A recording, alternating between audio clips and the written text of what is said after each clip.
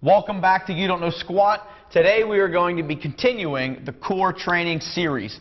Keep in mind that the core isn't just the very front. It's the lateral flexion. It's the posterior section. And today we're going to be talking about the lateral flexion. Okay, the lateral flexion.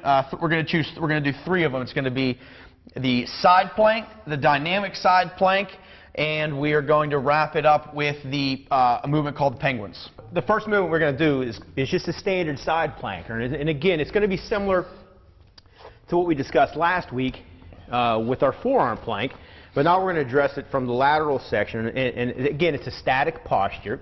What we're looking for, and again, this is a fundamental variation of it. We'll show you a couple options. Again, shoulder is directly over top of the elbow. His hips are high. He's creating tension through this lateral or this oblique section of his core wall. His legs are going to be nice and tight, and his feet are stacked. Okay? So we're looking at a straight line. And again, this is a timed isolation or postural position that's going to help to influence and strengthen the lateral side of the body. Generally speaking, the forearm plank is a little bit easier than the side plank. The side plank's a tough one. So for someone starting out, let's give them some advice on how long to... Yeah, the side plank becomes more of a challenge because you have less points of contact on the floor. And again, it can vary, 5, 10, 15 seconds at the beginning. Yeah. If this is something new to you.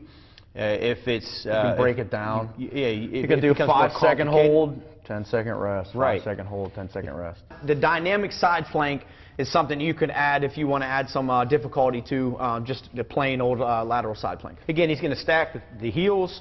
We're creating some tension.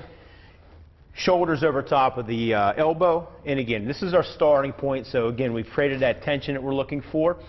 And now instead of holding in a static position or just maintaining that posture, we're going to add a dynamic component to it. So we're adding some lateral flexion to it on both sides of the body. So while maintaining that straight line, Coach Rick's just simply going to drop the hip towards the floor and then drive the hip back towards the ceiling. So let's get into the penguins. It's the third and final movement we're going to show you for the lateral flexion portion of the core training series. We're going to almost put ourselves in a position where we look like we're going to do sit-ups. His feet remain flat. He's going to pull his heels towards his butt, and his back's going to lay nice and flat.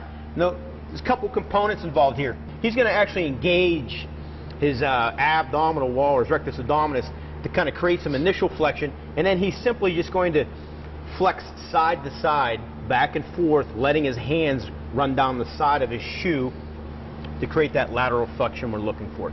So again, degree of difficulty, we've added some tension in the initial flexion, and now we're adding in lateral flexion simultaneously. So again, it's a challenging movement, a nice slow pace. All right. Thank you for watching You Don't Know Squat. Make sure you tune in next week for our third and final phase of our core training series, and it is going to be on the posterior side.